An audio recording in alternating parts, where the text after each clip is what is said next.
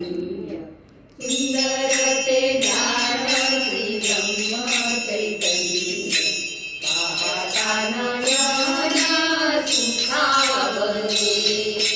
पाहता नयना